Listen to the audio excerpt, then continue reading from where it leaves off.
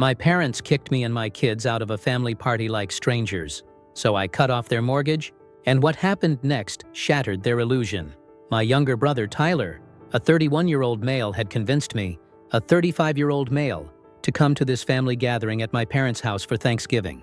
He'd been calling me for weeks, saying things like, "It'll be different this time and everyone misses you and the kids." I'd skipped the last few family get-togethers because, honestly, being around my family is like voluntarily sticking my hand in a garbage disposal. But Tyler kept insisting, and I figured maybe, just maybe, things had changed. For some context about me, I work as a financial advisor for a mid-sized firm downtown. It's nothing flashy or Silicon Valley tech, bro, but I make good money helping people invest and manage their portfolios. I coach my son's Little League team, volunteer at the local food bank when I can, and generally have my life together. I've been married to Kate, a 33-year-old female, for 11 years now. We met in college. She was this stunning psychology major who somehow found my econ major self-interesting. She's still gorgeous, especially now, carrying our third child. We have 2 kids already, Jake, a 10-year-old male, and Emma, a 7-year-old female. Jake's a carbon copy of me, athletic, outgoing, already obsessed with sports stats, which makes my financial advisor heart proud. Emma's quieter but scary smart, already reading at a 6th grade level and constantly asking questions that make my head spin. Kate's 8 months pregnant with our third, another boy we're planning to name Ethan. Despite my solid career and happy family life, I've always been the family disappointment according to my parents. Why? Because I didn't follow my dad into his law practice. Because I married Kate, who my mother thought wasn't refined enough. Translation, Kate doesn't take my mother's nonsense and calls her out on it. Because I don't kiss their asses like my sister Melissa does. Anyway, back to Thanksgiving. I showed up with Jake and Emma, thinking it would be nice for them to see their grandparents and hang with their cousins. Kate stayed home because she was having some Braxton Hicks contractions and wanted to rest. I brought a nice bottle of Macallan 12 for my dad, not cheap, and an arrangement of fall flowers for my mom. I even made sure the kids were dressed nicely, Jake in a button-up shirt, and Emma in her favorite dress with the sunflowers. I really was trying. The second we walked in the door, I could feel the temperature in the room drop about 10 degrees. The dining room table was all decked out. Fancy china plates, real silverware, crystal wine glasses, the whole Martha Stewart fantasy. Everyone was already seated. My parents, Richard, a 67-year-old male, and Susan, a 65-year-old female, my sister Melissa, a 33-year-old female, her husband Brad, a 35-year-old male, and their spoiled kids. Aiden, a 9-year-old male, and Sophie, a 7-year-old male, and their spoiled kids. Aiden, a 9-year-old male, and Sophie, a 7-year-old female. But guess what? No places for me and my kids, not even some paper plates or a folding table for us. My mom pretended to be busy adjusting the turkey, while my dad stood there with his arms crossed over his chest, looking like I'd tracked dog mess across his precious Persian rug. The look on his face made it clear I wasn't expected or wanted there. "Why did you bring the kids? We didn't invite you. Why are you even here?" he said, his voice cold as ice. Those words hit hard, especially with Emma hiding behind my leg and Jake looking confused as hell. My stomach clenched, and I felt that familiar anger rising, the one I usually channel into my deadlifts at the gym. My dad finally said, "Well, I suppose you can come in," like he's the king granting an audience to a peasant, "but there's no space for you at the table. The other grandkids already have their spots," meaning Melissa's kids, the real grandchildren. I glanced over at Melissa, who was seated at my father's right hand, the position of honor. She had this smug little smile on her face, like she'd finally won some competition I didn't even know we were having. Her husband Brad was already half in the bag, judging by his flushed face and the way he was slurring his words as he talked about his fantasy football league with my dad. "You could eat in the kitchen," my mother suggested, not even looking at me directly. "Or maybe come back later when we're done." Come back later like we were delivery drivers or something. I stood there for a second, keeping my cool despite wanting to flip the whole damn table. I could feel Jake shifting uncomfortably next to me, and Emma was still hiding behind my leg. I had 2 choices: slink away with my tail between my legs or stand my ground. I chose the latter. "So Melissa is the golden child now, huh?" I said, my voice steady despite the rage building inside me. "Now that she's moved up in her career, you don't need my help anymore?" Melissa rolled her eyes like a teenager getting lectured about her curfew. "Help? No one relies on you, Mason. Don't be so dramatic." That's when something clicked. For years, I'd been helping my parents with their mortgage payments every month without fail. I'd been sending them $800 to help cover their overpriced McMansion that they refused to downsize from. When they got behind on property taxes 3 years ago, I paid the $3,600 bill without complaint. When their roof needed repairs last year, I covered the $5,000 deductible their insurance wouldn't pay, all while trying to save for my own kids' college funds and prepare for our third child. I felt this weight lift off my shoulders like I'd been carrying around a sandbag for years, and suddenly realized I could just put it down. "That's great," I said, a genuine smile spreading across my face. "That means I don't have to cover the mortgage payments anymore." That's on Melissa now. You should have seen their faces. It was like I'd announced I had their social security numbers tattooed on my ass. My dad's face went from smug to panic in 2 seconds flat. My mom suddenly found me very interesting, her head whipping around so fast I'm surprised she didn't get whiplash. Melissa straightened up in her chair, like someone had jammed a broomstick up her spine. "Wait, what?" she squeaked. Her voice suddenly an octave had jammed a broomstick up her spine. "Wait, what?" she squeaked, her voice suddenly an octave higher. I just shrugged my shoulders, feeling calmer than I had in years. "You don't need me, right? So I'll stop sending those extra payments. Melissa can take care of it from now on with her big promotion." The silence in the room was so thick you could have cut it with one of my mom's fancy butter knives. It was almost poetic how the atmosphere changed.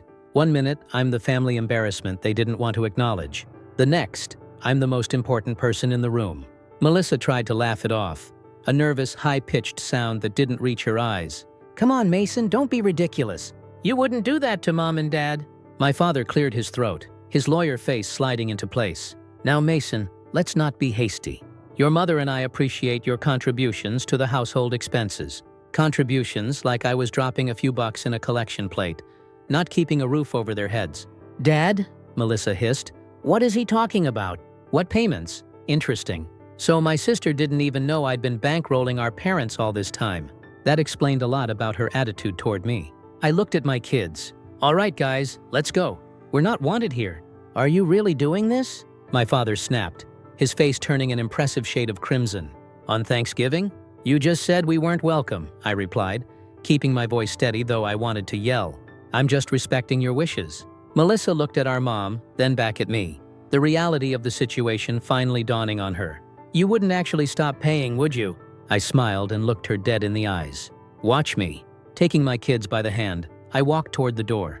That's when I noticed Tyler standing in the back of the room near the kitchen entrance. He'd been quiet the whole time, hands in his pockets, looking at the floor.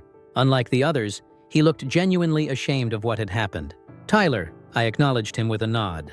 "I'm sorry, man," he mumbled, barely audible. "I didn't know it would be like this." I believed him. Tyler had always been caught in the middle.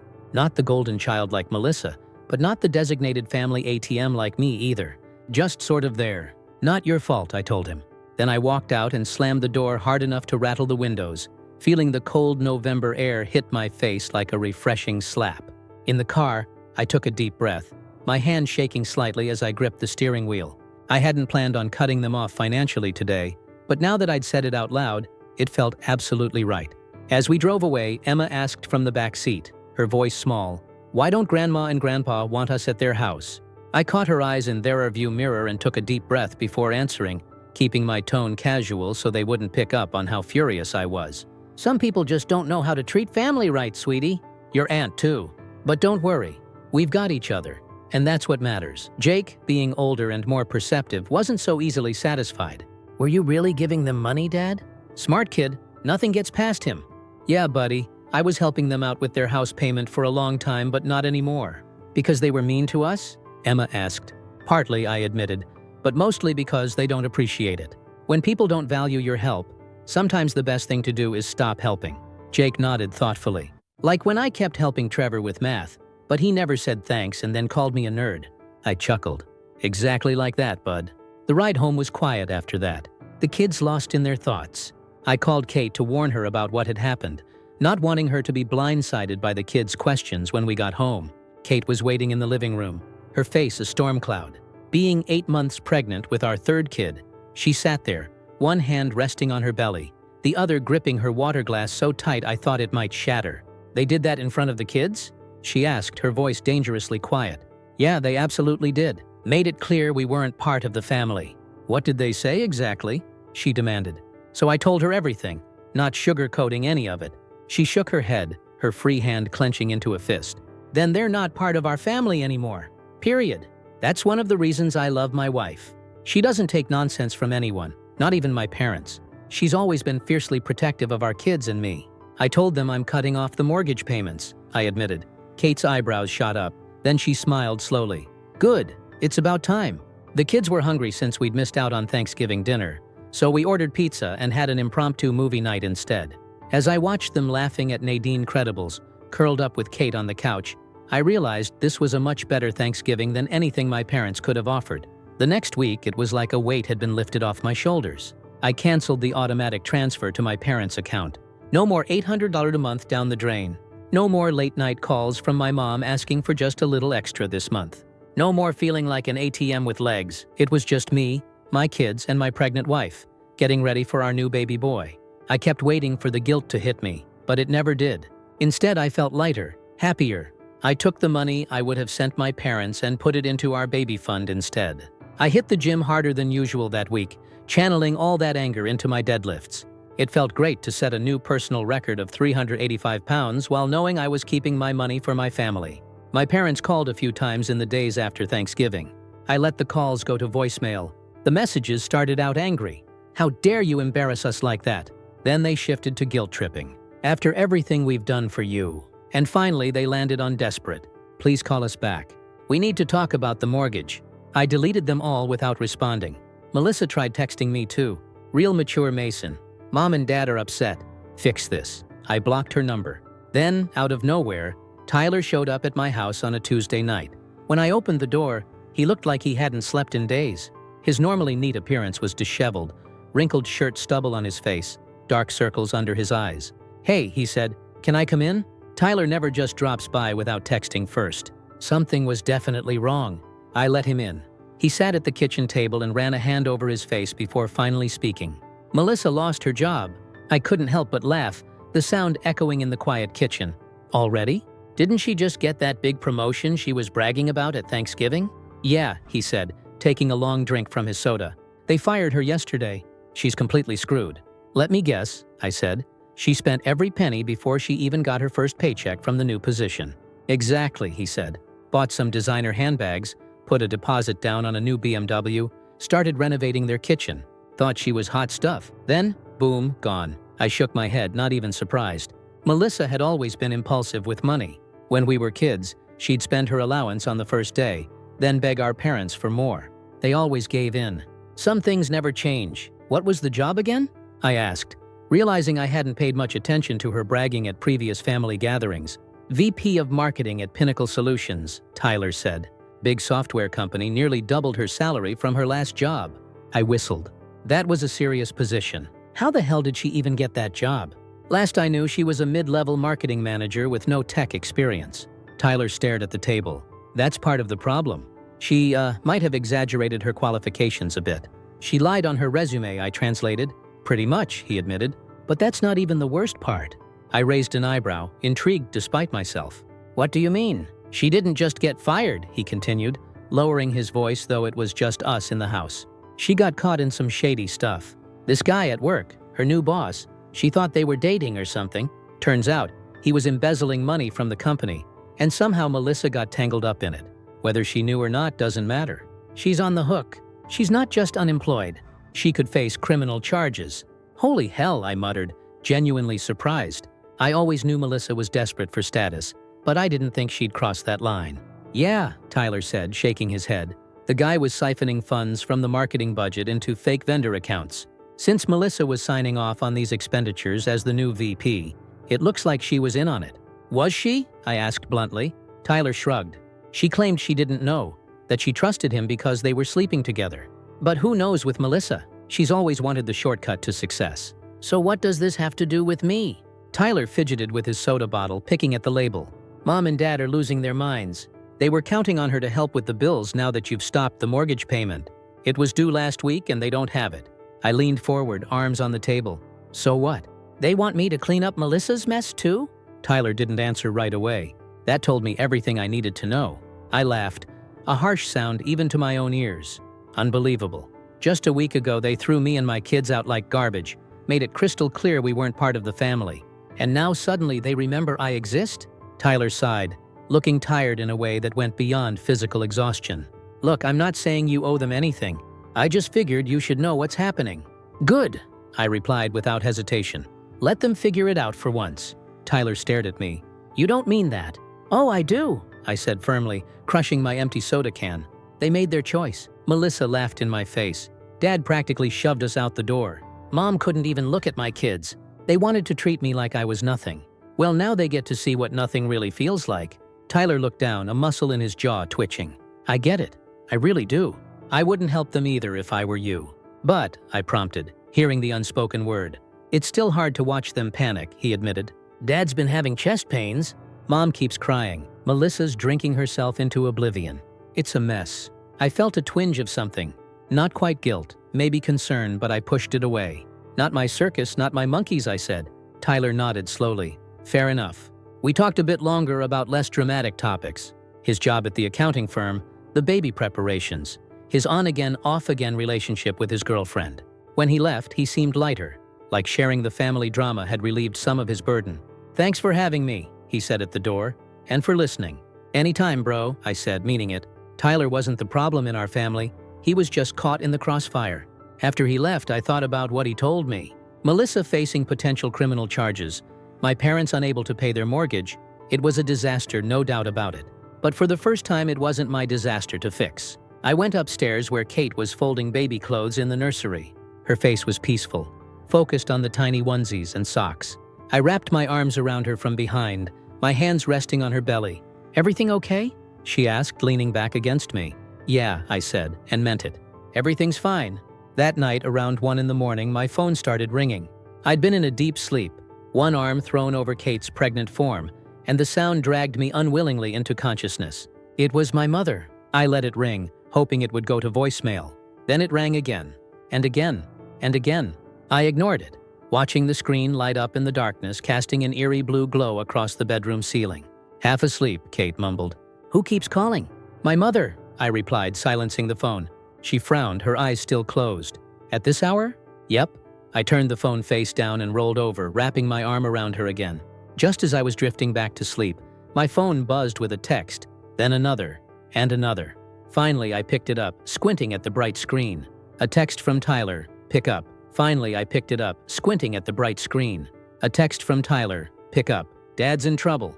My stomach dropped. Despite everything, he was still my father. I slipped out of bed and into the hallway before calling Tyler back. He answered instantly. Mason, you need to come over. Dad's having chest pains. Mom's freaking out. I ran a hand through my hair, suddenly wide awake. How serious is it? He doesn't look good, man. He's pale, sweating, can barely talk. Mom tried calling Melissa first, but she's not picking up.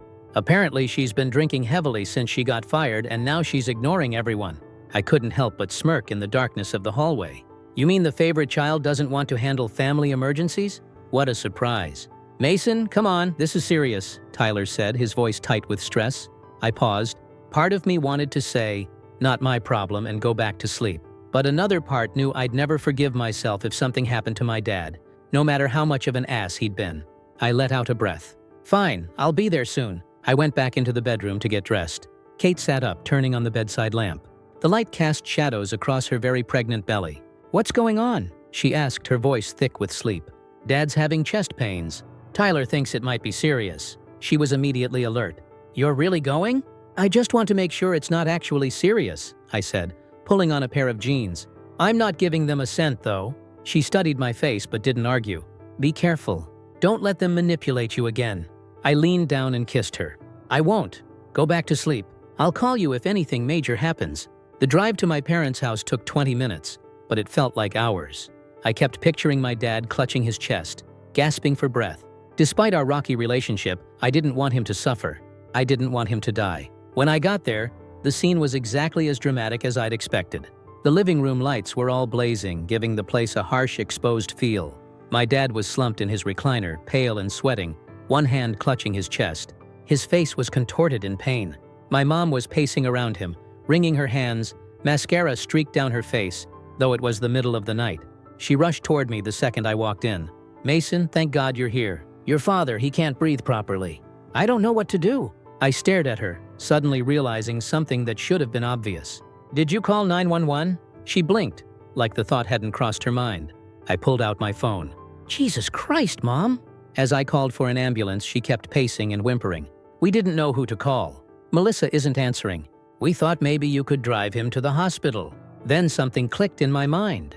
"Why did you call me before calling for help?" I asked, watching her face carefully. She looked away, unable to meet my eyes. I didn't know what to do. "Bullshit," I said flatly. "You called me because you wanted me to fix it, like always." She didn't deny it. The paramedics arrived within minutes, their efficiency a stark contrast to my parents' panic. They checked my dad, hooked him up to a monitor, and examined him closely. One of them turned to me. "It's not a heart attack," he said, his voice calm and professional, "but his blood pressure is dangerously high. 190 over 110. That's stroke territory. We're going to take him in for observation overnight and get him started on Medicat Ion." I almost laughed. I bet I know exactly what's causing the stress. The paramedic gave me a knowing look. Family issues often trigger these episodes, especially around the holidays. They loaded him into the ambulance. My mother clung to my arm like a drowning person. "Mason, please," she pleaded, tears streaming down her face. "Go with him. I can't drive myself right now." I looked down at her. Her hair was a mess, her face bare of the makeup she never left the house without. She looked old, vulnerable.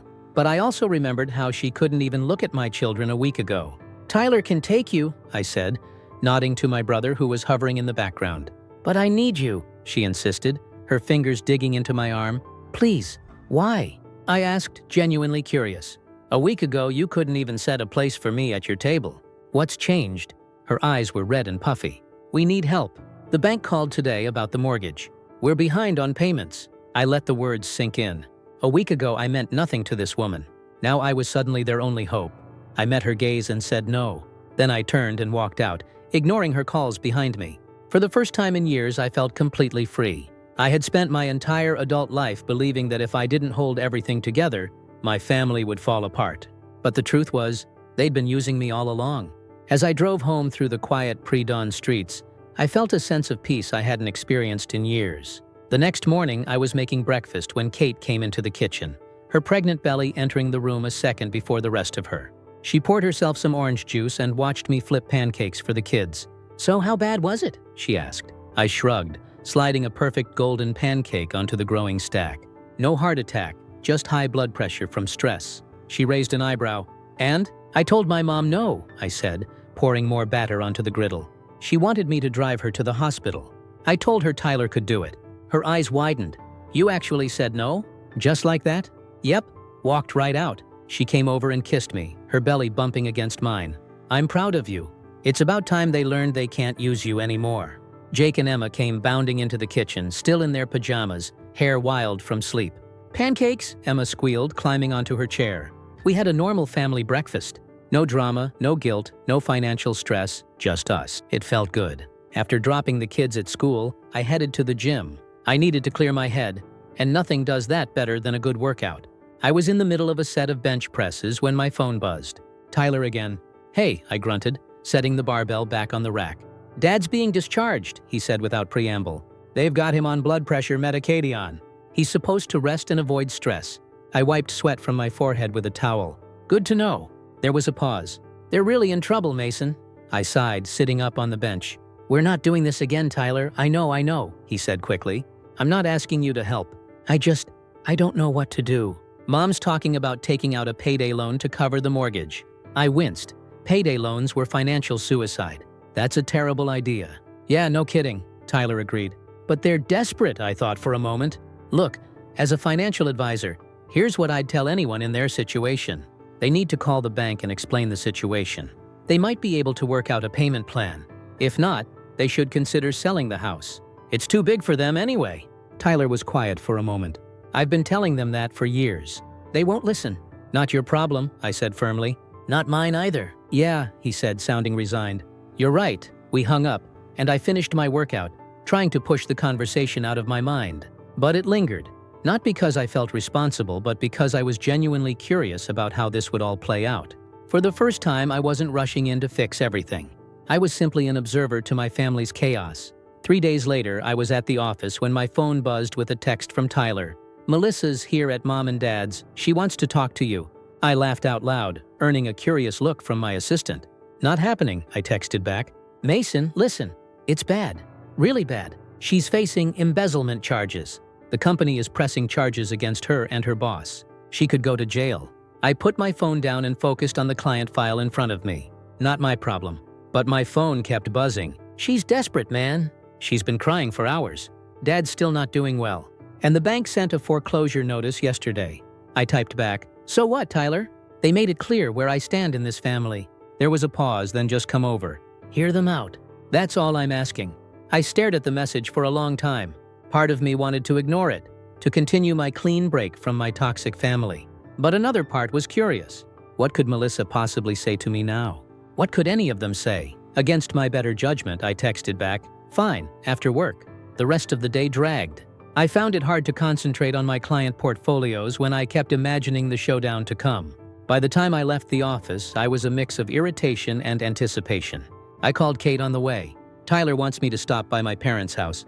Apparently Melissa wants to talk." Kate's concern was immediate. "Are you sure that's a good idea?" "Probably not," I admitted, "but I'm curious what they could possibly say at this point." "Just remember everything they've done," she said. "Don't let them manipulate you." "I won't," I promised. "I'll be home for dinner." When I pulled up to the house, I noticed Melissa's car parked haphazardly in the driveway. One tire on the lawn. Classy. I took a deep breath before getting out of my car, reminding myself that I was in control here. They needed me. I didn't need them. I walked in without knocking. The scene in the living room was like something out of a bad drama. My father sat in his chair looking frail and old, a stark contrast to his usual commanding presence. My mother hovered nearby, wringing her hands. Melissa sat on the couch, her normally perfect appearance completely disheveled, makeup smeared, hair unwashed, wearing what looked like pajama pants and a stained sweatshirt. When she saw me, she actually stood up, her eyes red and swollen from crying. "Mason," she said, her voice hoarse. I stayed by the door, arms crossed. "Tyler said you wanted to talk." She nodded frantically. "I need your help. We all do." She gestured around the room. "I messed up. I know that now. I got involved with the wrong person at work and he..." She trailed off, starting to cry again.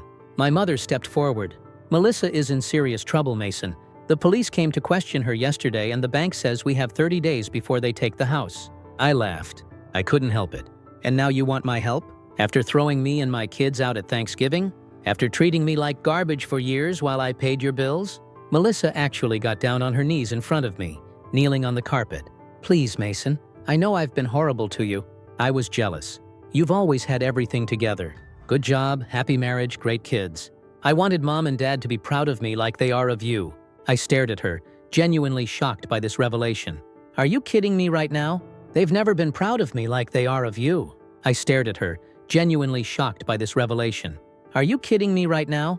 They've never been proud of me. They've treated me like an ATM, nothing more." She shook her head, tears streaming down her face. "That's not true. They always talked about how responsible you are, how successful. I could never measure up. That's why I took that promotion, even though I wasn't qualified. That's why I got involved with my boss. I wanted what you have." I glanced at my parents, trying to gauge if this was just another manipulation tactic. My mother was crying now too. "It's true, Mason. We've taken you for granted. We assumed you'd always be there for us, and we took advantage of that." My father couldn't meet my eyes. He stared at his hands, looking defeated.